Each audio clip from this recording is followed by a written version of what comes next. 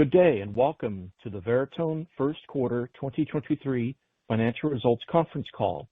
All participants will be in listen-only mode. Should you need assistance, please signal a conference specialist by pressing star then zero on your telephone keypad. After today's presentation, there will be an opportunity to ask questions. To ask a question, you may press star then one on your telephone keypad. To withdraw your question, please press star then two. Please note this event is being recorded. I would now like to turn the conference over to Stefan Norbaum. Please go ahead. Thank you, and good afternoon. After the market closed today, Veritone issued a press release announcing results for the first quarter ended March 31st, 2023. The press release and other supplemental information are available on the investors section of Veritone's website.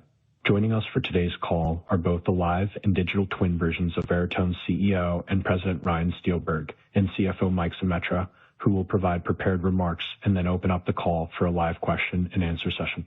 Please note that certain information discussed on the call today, including answers to your questions, may include forward-looking statements. This includes, without limitation, statements about our business strategy and future financial and operating performance.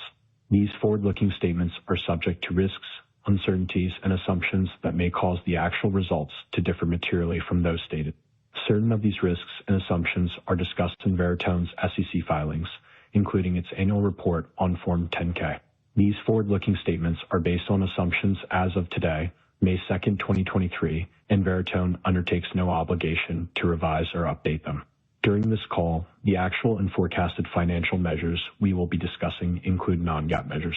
Reconciliations of these measures to the corresponding GAAP measures are included in the press release we issued today. Finally, I would like to remind everyone that not only has this call been produced with Veritone Generative AI, but it is also being recorded and will be made available for replay via a link in the investors section of Veritone's website at www.veritone.com. Now, I would like to turn the call over to the digital twin of our CEO and President, Ryan Steelberg. Thank you, Stefan. Good afternoon. Buenas tardes. Guten Abend. 早上好. As Stefan noted, I am Ryan's digital twin, powered by Veritone Generative AI. We are excited to speak with you today and to provide an update on our first quarter 2023 operations and financial performance. It is truly an exciting and dynamic time for AI development and enterprise adoption. Veritone, through its aiWARE platform and applications, continues to lead at the forefront of these efforts, supporting hundreds of market-leading and disruptive companies as they transform and extend their businesses, products, and services through the scalable and impactful incorporation and deployment of AI technologies and solutions. The recent acknowledgement of these efforts earlier this month, winning the prestigious NAB Product of the Year award for Veritone's generative AI solutions, is a testament to our continued focus and passion around building and marketing the most advanced and dynamic artificial intelligence products and services in the markets we serve. Before turning to the financial results, I'd like to discuss the strategic pillars laid out earlier this year, which I believe will unlock the true growth potential of our industry-leading applications and enterprise AI platform, aiWARE. First is focused execution. Veritone continues to pursue existing markets where we have established clear differentiation and product market fit, resulting in disruptive efficiency and productivity gains delivered to our customers. Integration of our various applications, enabled through aiWARE, offers orchestrated cognitive and generative AI workflows and solutions transforming the verticals we know best: talent acquisition, media and entertainment, sports, and government-regulated industries. These are all verticals where we are seeing increased AI adoption with large runways for tremendous growth. Second, operational excellence. During 2023, Veritone has already implemented a number of organizational initiatives to reshape the company and more efficiently support the needs of our customers. Together, with the executive leadership team, we are pursuing the highest level of excellence in everything we do, from hiring to employee engagement and, of course, product development and sales. The entire Veritone team is doing their part. Lastly, fiscal responsibility. As we drive Veritone towards profitable growth in the upcoming year, I'd like to reiterate the initiatives we announced earlier this year, which include a target of $12 to $15 million of annualized cost savings. I am pleased to report that Veritone remains on track to achieve the target range, reinforcing management's commitment to right-size our cost structure and optimize the balance sheet. Mike Zemetra will cover these efforts in more detail during his remarks. To this end, we have made significant progress on the energy divestiture. I am pleased to share that, as of today, Veritone is no longer incurring any expenses from the energy group, and the divestiture transaction will close by the end of second quarter 2023. The net result of these actions is that Veritone is more capable, focused, and efficient in its operations. Our go-to-market strategy and engagement with customers and partners is more tightly aligned as we drive value. Turning now to the financial results. For the first quarter of 2023, Veritone reported total revenue of $30 million, while delivering new bookings of $15 million, up 57% year-over-year. Further, we ended the quarter with a record number of nearly 670 total software customers, marking a 19% increase. Gross revenue retention was strong, well above the 90th percentile. Importantly, the customer and booking strength was balanced across all of our offerings, further diversifying our business. Our commercial enterprise business, powered by Veritone aiWARE, remains the foundation for our differentiated operating model, providing the majority of the revenues and profits for our company. Our investments in government and regulated industry solutions, or GRI, are also gaining traction as demonstrated by its material growth. The government and regulated sectors are quickly starting to understand how Veritone's applications extract actionable intelligence from disparate data silos to help drive increased operational efficiency and agency yield. Our strong customer growth and bookings metrics are a direct result from our continued investments in our market-leading aiWARE platform and applications. This includes our focus and efforts on generative AI, which are in production and being leveraged by our customers today. The recent emergence of generative artificial intelligence and large language models are topics of daily conversation and prognostication across the entire country. Experts believe we are on the brink of rapid acceleration in task automation. A new study from Stanford and MIT has found that AI tools can make entry-level employees up to 14% more productive. In turn, other sources, like Bloomberg, posit that AI may help narrow the gap between highly and lower-skilled workers. These studies validate the Veritone strategy. AI will be a productivity accelerator and, ultimately, create opportunities for the broader workforce. Veritone's mission is to augment the human workforce by transforming concepts into industry-leading applications and services. We have been here for almost a decade working with many of the most well-known enterprises in the world. We are thrilled that AI is becoming part of the fabric of daily conversation, which enforces the importance of Veritone's mission to democratize artificial intelligence across all industries. Embedding and implementing generative AI tools across the application stack represents an attractive opportunity that Veritone is uniquely positioned to capitalize on. We have led the industry in bringing scalable AI-powered solutions and applications to market, and that remains true today. Across talent acquisition, sports, and law enforcement, generative AI has been integrated into Veritone's applications, and our customers are realizing the untapped potential of their assets. We are excited to announce that Veritone will be hosting a virtual series called AI in Action to showcase aiWARE and our generative AI capabilities to demonstrate how Veritone customers are using these powerful solutions today. We will be sharing additional details later this week. I hope you all can join us. In regards to Veritone's hiring solutions platform, we continue to see industry tailwinds that give us confidence amid the current dynamic environment. As a leader in programmatic job advertising, Veritone cost-effectively manages thousands of job listings daily across hundreds of publishers to track results quickly while supporting DEI hiring goals. A study by Gartner demonstrated that highly diverse workforces can improve team performance by up to 30%. Likewise, McKinsey & Company found that the most diverse companies outperform less diverse peers by 36% in profitability. Veritone positions its partners with deeper insights to recruit top-quality candidates efficiently and at scale. Now, let's get into more of the operational details of our first quarter results. Kicking off the business review with commercial enterprise. First quarter 2023 commercial enterprise revenues of $28.9 million declined 14% year-over-year. Excluding Amazon, Q1 2023 commercial enterprise software and services revenues were up 16% year-over-year, while managed services revenues were slightly down less than 1%. During Q1 2023, Amazon represented 18% of total revenue, down significantly from 31% in the comparable period a year ago. Each quarter, Veritone's revenue base becomes increasingly diversified and less susceptible to the actions of a single customer or end market. During the quarter, Veritone announced a comprehensive multi-year partnership extension with Augusta National Golf Club, the home of the iconic Masters Tournament. We have served as their official licensing partner and digital asset management platform since 2009, which speaks volumes to Veritone's industry-leading retention rates. we've shown very confidently that when we land customers, we rarely lose them. Our AI-powered content licensing platform continued to grow during the quarter. Today, we store over 5 petabytes of actionable content on our platform, partnering with CBS, Fox News, Bloomberg, the masters and institutions in professional and college sports, among others. This digital content is discoverable and licensable through the Veritone platform, providing a competitive edge as we begin to broaden the reach of our generative AI solutions and capabilities. Whether it is ESPN SportsCenter, Augusta footage, or archived footage with the new Michael Jordan and Nike film Air, our content licensing platform continues to flourish with topical content trends. Moving on to government and regulated industries, or GRI. Total GRI revenues were $1.4 million, representing a 79% increase year over year. We continue to see numerous opportunities on the state and local government side that reinforce our product fit. While revenues in GRI still account for less than 5% of our total revenues, booking strength and the growing diversity of customers continue to give us confidence in Veritone's strategy with state and local law enforcement, or LEAN markets. Focused execution, operational excellence, and fiscal responsibility are the 3 components of Veritone's report card that we have executed against during the year so far. Veritone is on a path to profitability and plans to achieve this growth through organic performance and opportunistic strategy. We look forward to updating you on the progress we are making to unlock long-term value for shareholders in the quarters to come. Now, I would like to hand the call off to Mike Zemetra, our CFO, to go through the financial results and guidance. Thank you, Ryan.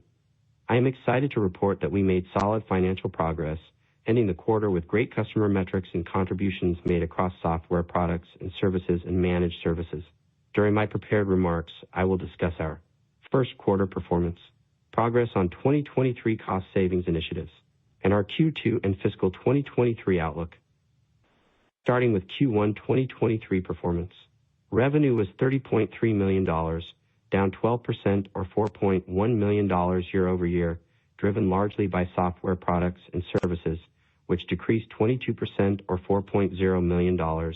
As we discussed in detail during our last earnings call, our high-volume hiring solutions, including Amazon, returned to pre-pandemic hiring trends this year.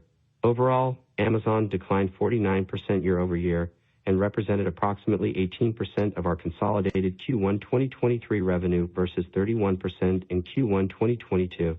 Offsetting this decline was non-Amazon software products and services revenue, which collectively grew by 16% year over year, driven in part by GRI revenue and software customer growth of 79% year over year. We remain confident in the strength of our hiring solutions platform. During the first quarter, our hiring platform customers grew over 20% year over year.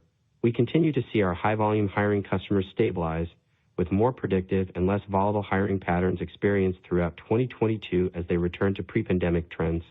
For many industries, including transportation, nursing, retail, and hospitality, there is still a massive shortage in the workforce.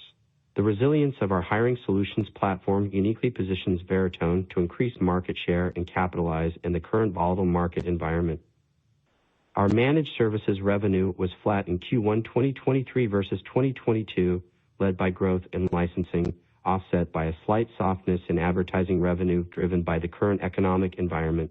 As I will discuss later in my prepared remarks, we expect this advertising softness to continue through Q2 2023 and reverse itself into the second half of 2023 given our customer mix and seasonality on spend. Overall, Veritone's customer pipeline and long-term outlook remain strong. Our partner-driven channel strategy continues to deliver results, with new bookings of $15.0 million in Q1 2023, representing a 57% increase year over year. As an industry leader, Veritone remains encouraged by the growing number of opportunities as companies seek to boost operational efficiencies given the challenging market. We are seeing meaningful traction from new and existing commercial enterprise and GRI customers that want to benefit from Veritone's industry-leading applications, hiring solutions, and new offerings, such as cloud-based Veritone Redact, which accelerates evidence redaction workflows. Our future pipeline remains strong with ample cross-selling opportunities, particularly in GRI, where we expect significant growth in the near and long term. In Q1, we delivered strong key performance metrics. New bookings were $15.0 million, up 57% from Q1 2022. Gross revenue retention continued to be in the high 90th percentile, and Ending software customers were up 19% year-over-year. In managed services, Q1 advertising gross billings per active client increased to $771,000, up 13% from Q1 2022.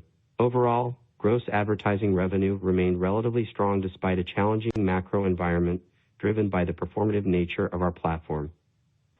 Q1 2023 GAAP loss from operations was $23.4 million as compared to $20.8 million in Q1 2022, a decline of $2.6 million driven by our non-GAAP gross profit, offset by improvements in our operating cost structure. Q1 2023 non-GAAP gross profit reached $23.5 million, declining $4.0 million or 15% from Q1 of 2022, largely due to the decrease in our hiring solutions revenue. Overall, Q1 non-GAAP gross margins were 77.5% as compared with 79.9% in Q1 of 2022. Software products and services non-GAAP gross margins benefited from the inclusion of our hiring solutions, which generated non-GAAP gross margins in excess of 90%. As a result, the overall non-GAAP gross margin came down in Q1 2023 as compared to Q1 2022. We expect consolidated non-GAAP gross margins to return to and exceed 80% throughout the remainder of fiscal 2023, with sequential improvement each quarter consistent with the seasonality of our business. Q1 non-GAAP net loss was $9.6 million as compared to $5.2 million in Q1 2022, driven largely by the decline in revenue from our hiring solutions, which negatively impacted our core operations. Q1 2023 corporate operations remained relatively flat year-over-year. Turning to our balance sheet, at March 31st, 2023, we held cash and restricted cash of $139.7 million compared to $184.4 million at December 31st, 2022. The $44.7 million decrease reflects net cash outflows from operations of approximately $33.8 million, driven principally by the timing of payments in managed services and by our Q1 2023 $9.6 million non-GAAP net loss. In addition, we had net cash outflows from financing and investing activities of $10.9 million, driven by deferred purchase price consideration of $9.3 million paid in Q1 2023, largely from PandoLogic's 2022 earnout and certain 2022 acquisitions. Of the total $139.7 million in cash, approximately $67.9 million of our reported cash is essentially held for payment to third parties from our managed services, down from $93.1 million at December 31st, 2022. The $25.2 million decline in cash held for third parties is partially reflective of the seasonality of our advertising services, coupled with certain catch-up payments made in Q1 2023 from delayed payments as we migrated onto our new Oracle ERP system in the second half of 2022. We ended March 31st, 2023 with 36.8 million shares outstanding and convertible debt of $141 million principal, 1.75% interest due November 2026. Turning to our cost savings update. In February of this year, we announced $12 to $15 million of annualized cost savings initiatives, which included optimizing our cost structure along with the divestiture of our energy group. I am happy to report that we've executed on approximately $10.8 million of annualized savings through today, or approximately 72% of the high end of our stated range. We remain on schedule to divest our energy group in Q2 2023. Turning to our financial guidance for Q2 and fiscal 2023. Fiscal 2023 continues to be a challenging year, with increased uncertainty amplified by recent banking developments. We maintain our conservative 2023 outlook with heightened discipline around costs as we march towards profitability. With that backdrop, we are guiding Q2 revenue to be between $32 and $34.0 million, representing a slight decrease year-over-year at the midpoint.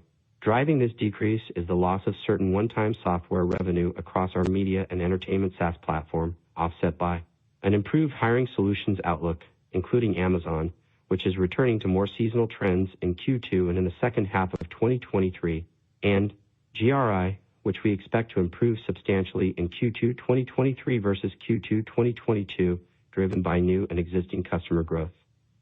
Our managed services business is expected to be flat in Q2 2023 versus 2022, with expected advertising revenue to remain comparable to the first quarter of 2023 versus 2022, given the current economic environment. Risks to our Q2 revenue guidance include the execution of new enterprise deliverables, namely across GRI, which can be unpredictable, and our concentration of Amazon, as usage of our hiring platform can vary.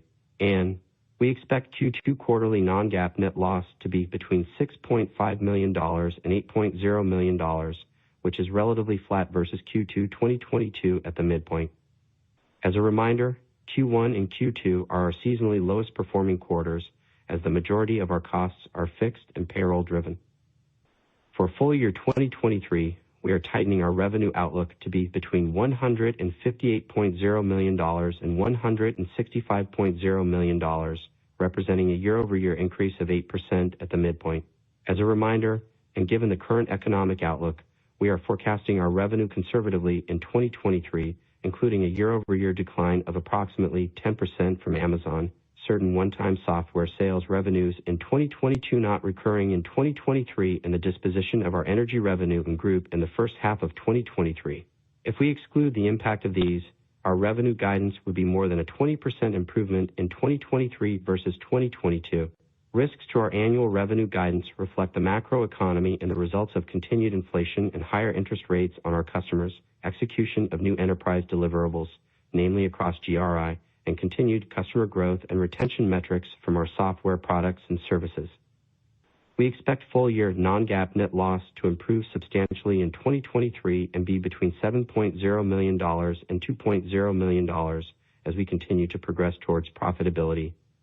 At the midpoint, this represents a 72% improvement when compared to fiscal 2022 non-GAAP net loss.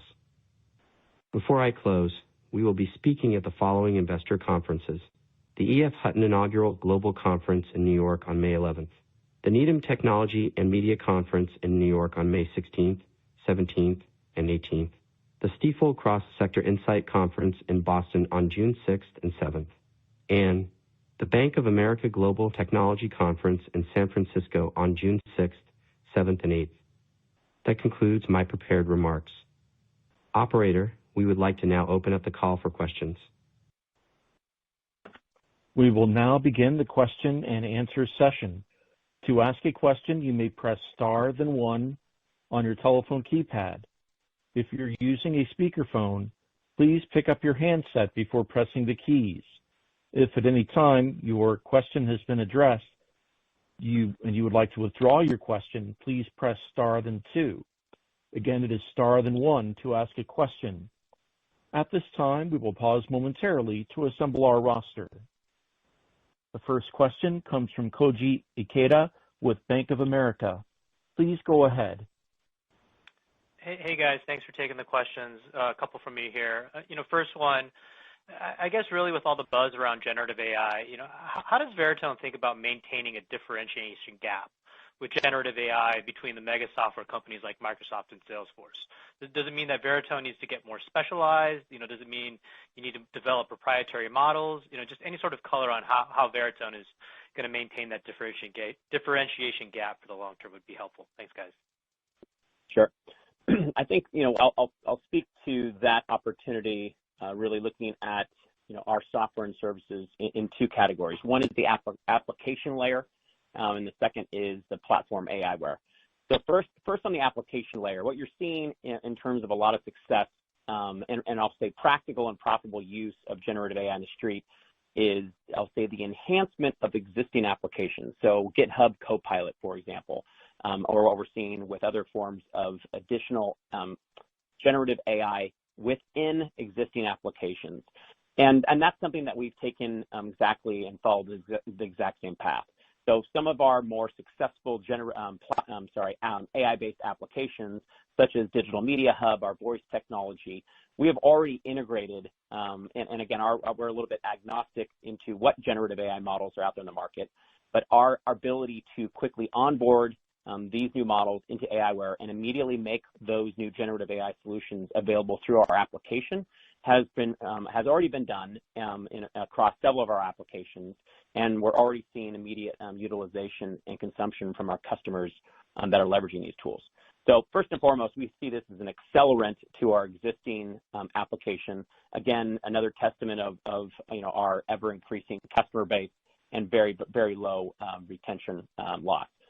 On the aiWARE platform directly, aiWARE, again, we look at this as been consistent with our model since our inception. We are model agnostic. It's one of the main benefits and the primary vision of how we've architected and designed aiWARE is expecting when these new powerful models become available, our ability to quickly onboard them and make them immediately available through the same workflow stack to our customers has been, and we expect to continue to be, a strong competitive advantage. And we view large language models and other forms of some of the generative AI solutions no different. So again, we are seeing increased demand, not diminishing demand, and we're seeing that both through our application offerings as well as our platform, our native platform aiWARE offerings.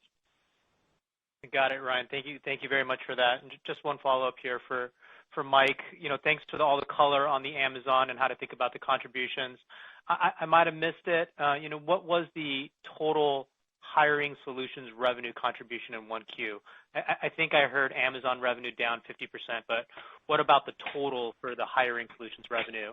I think on the last call, you mentioned that hiring solutions revenue may come in down 50% year over year in 1Q. So, how did it perform against that metric, or, what was that number overall? Thanks, guys. Yeah, we don't break that out, Koji, separately. But what we did say that Amazon was down 49% year over year, and that they represented 18% of our consolidated revenue this quarter as opposed to 31% in the prior year quarter. So you can probably do the math. Yep. Yep, got it. Thank you. Yep. The next question comes from Darren Aftahi with Roth MKM. Please go ahead.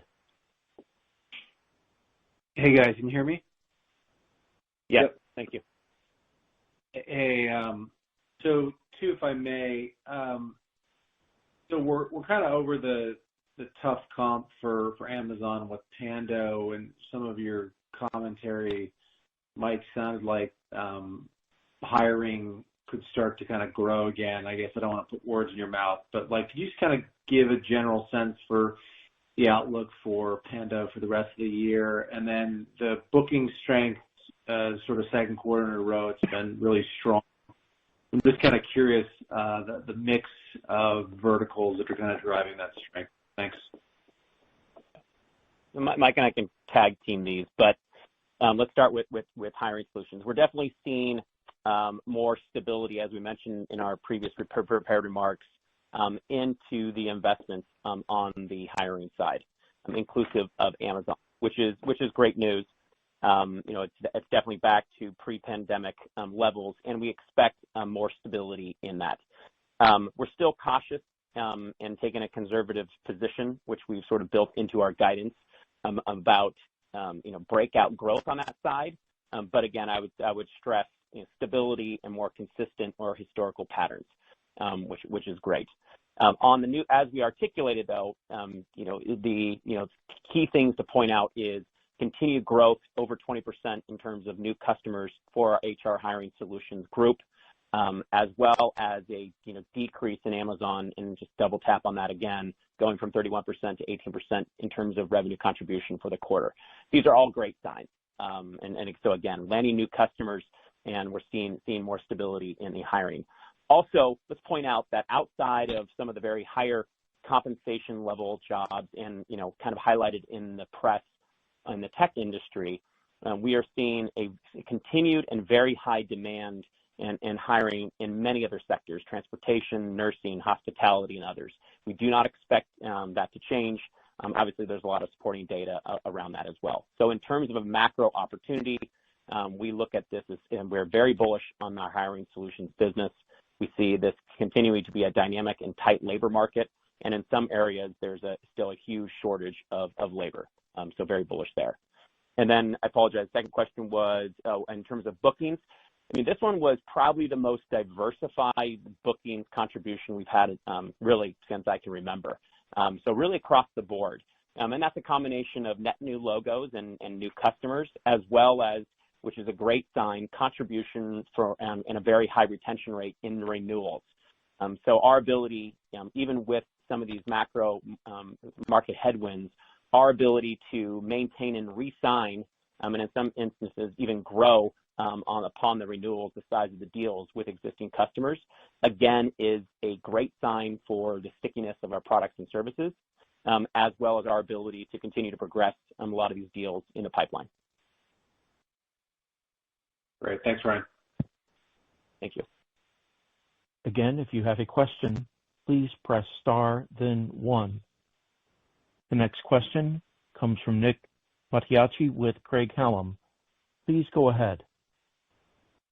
Hi, this is Nick on for Chad Bennett. Thanks for taking our questions. So just on the hiring solution segment, I guess excluding Amazon, can you talk about how growth was split this past year between new customers and expansion of existing? And then kind of how are you thinking about new versus existing growth in that segment for the remainder of this year?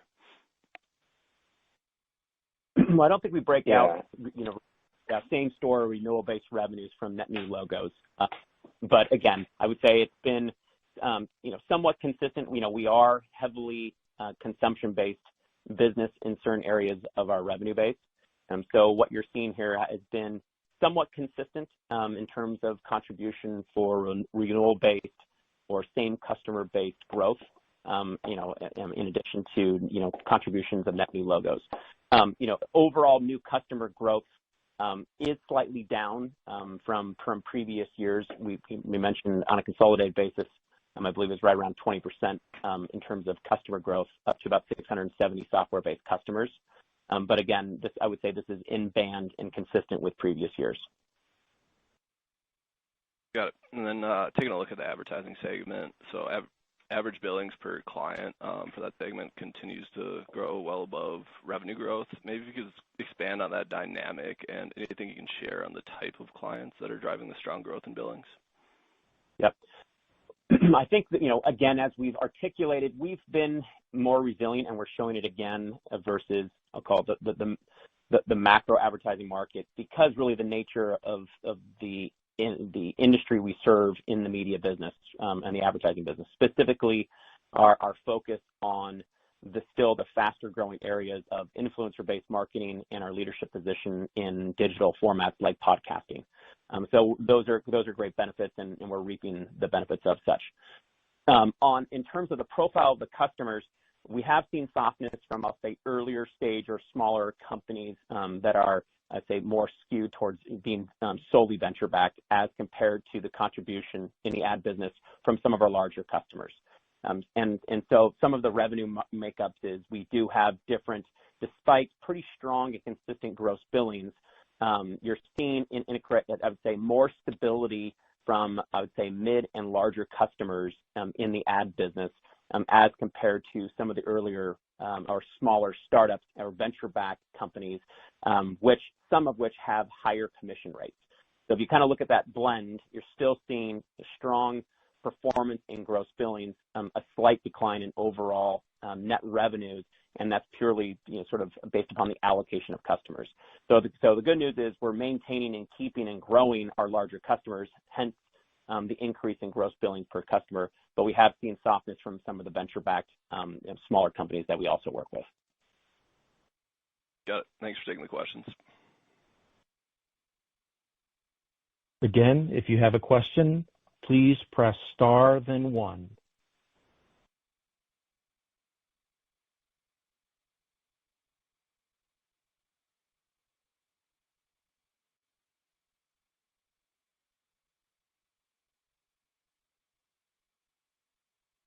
This concludes our question and answer session.